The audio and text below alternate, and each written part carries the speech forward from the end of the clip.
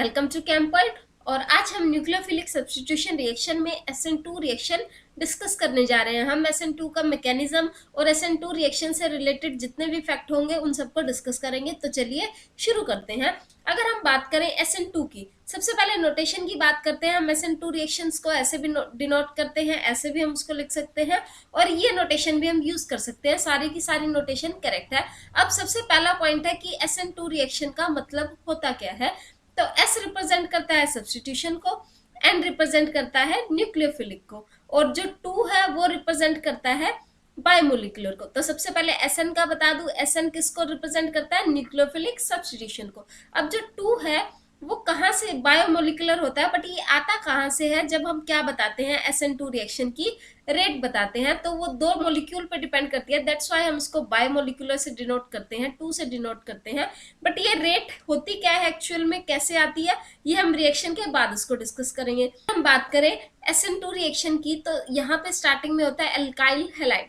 अब ये जो हैलाइड होता है ये बहुत ही ज्यादा इलेक्ट्रोनेगेटिव होता है और ये क्या करता है, अपनी तरफ ये कार्बन की इलेक्ट्रॉन डेंसिटी को पुल करता है, जिसकी वजह से इस पे पार्शियल नेगेटिव और कार्बन पे कैसा चार्ज आता है, पार्शियल पॉजिटिव चार्ज आ जाता है। अब यहाँ पे क्या करता है, एक न्यूक्लियोफाइल अप्रोच करता है, क्योंकि इसके पास क्या है, इलेक्ट्रॉन्स की कमी है। तो न्यूक्लियोफाइल क्या करेगा, इलेक्ट्रॉन्स देगा। अब देखिए न्यूक्लियोफाइल यहां से अगर आएगा, यहां से अगर आएगा तो क्या होगा, ये इलेक्ट्रॉन्स जो ये एक्स है ये क्या करेगा, इसके इलेक्ट्रॉन को रिपेल करेगा।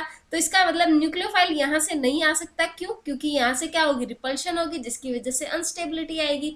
अब न्यूक्लियोफाइल कहाँ से आएगा, न्यूक्लियोफाइल आएगा नीचे से, यहाँ से न्यूक्लियोफाइल अटैक करेगा। जब न्यूक्लियोफाइल यहाँ से अटैक करेगा तो जैसे जैसे न्यूक्लियोफाइल का बॉन्ड बनता जाएगा, ये जो कार्बन और एक्स का हैलाइड का बॉन्ड है ये क्या है, वीक होता जाएगा और क्या करता जाएगा, टूटता जाएगा। तो ये थोड़ा सा बनेगा और ये थोड़ा सा टूटेगा। तो दोनों बॉन्ड साइमल्टेनियसली उस टाइम पे प्रेजेंट जरूर होंगे। ये थोड़ा बन रहा है और ये थोड़ा टूट रहा है। इस जो स्टेज को हम क्या कहते हैं, इस स्टेज को कहते हैं ट्रांजिशन स्टेट। और ये जो स्टेट होती है ये कैसी होती है, trigonal bipyramidal. Whereas an SN1 की अगर मैं बात करूं, यहाँ पे कंपेयर कराऊं आपको, तो SN1 में हमारे पास क्या बना था, इंटरमीडिएट बनाया था, जो कि क्या था, कार्बोकेटायन था। ठीक है। अब यहाँ पे ट्रांजिशन स्टेट बनती है तो अब क्या होगा, ये यहाँ से X क्या चला जाएगा, यहाँ से रिमूव हो जाएगा। जब X यहाँ से रिमूव होगा तो देखिए क्या बनेगा, अब आपके पास एक कन्फिग्रेशन बनी जो कि इससे जस्ट क्या है, अपोजिट है। जो आपने स्टार्टिंग में लिया था उससे जस्ट क्या है, अपोजिट। यहाँ पे हैलाइड ऊपर की तरफ था और न्यूक्लियोफाइल यहाँ क्या है, नीचे की तरफ है। तो ये सारी की सारी पोजीशन क्या हो गई, अपोजिट हो गई। इसलिए जो SN2 मैकेनिज्म है वहां पे हमें क्या मिलता है, इन्वर्जन ऑफ कन्फिग्रेशन मिलती है। इन्वर्जन ऑफ कन्फिग्रेशन मतलब अगर यहाँ आपके पास प्रोडक्ट रिएक्टेंट में अगर R कन्फिग्रेशन है, आपकी स्टीरियोकेमिस्ट्री है, तो यहाँ पे आपको क्या मिलेगी, S मिलेगी। अगर आपके पास यहाँ आपके अल्काइल हैलाइड की इलेक्ट्रॉनिक कन्फिग्रेशन S है तो यहाँ आपके पास कैसी मिलेगी, R मिलेगी। वो मैंने आपको रीजन बता दिया कि क्यों मिलेगी, क्योंकि न्यूक्लियोफाइल अगर यहीं से अटैक करेगा तो ये X के इलेक्ट्रॉन जो हैलाइड है वो उसको क्या करेगा, रिपेल करेगा, जिसकी वजह से वो नहीं कर पाएगा।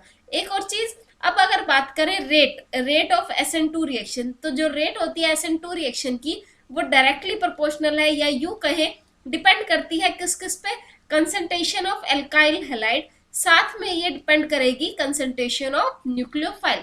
दोनों की कंसंट्रेशन पे डिपेंड करती है।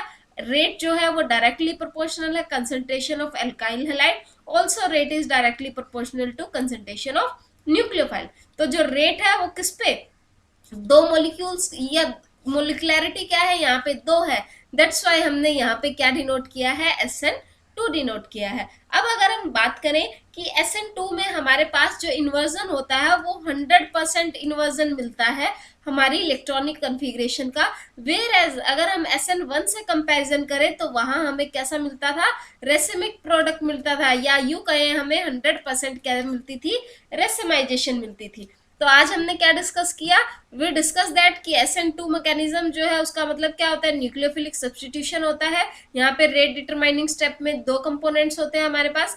SN2 रिएक्शन जो है वो बायोमोलिकुलर होती है और साइमल्टेनियसली बॉन्ड बनता भी है और बॉन्ड वहां पे टूटता भी है। SN2 रिएक्शन जो होती है उसमें कोई भी इंटरमीडिएट नहीं होता, वहां पे क्या होती है, ट्रांजिशन स्टेट होती है। और SN2 रिएक्शन जो है वो कैसा प्रोडक्ट देती है, दे गिव इन्वर्जन प्रोडक्ट, और जो स्टीरियो केमिस्ट्री होती है रिएक्शन की वो क्या हो जाती है, चेंज। अगर आर है तो प्रोडक्ट एस मिलेगा, अगर एस है तो प्रोडक्ट कैसा मिलता है, आर मिलता है।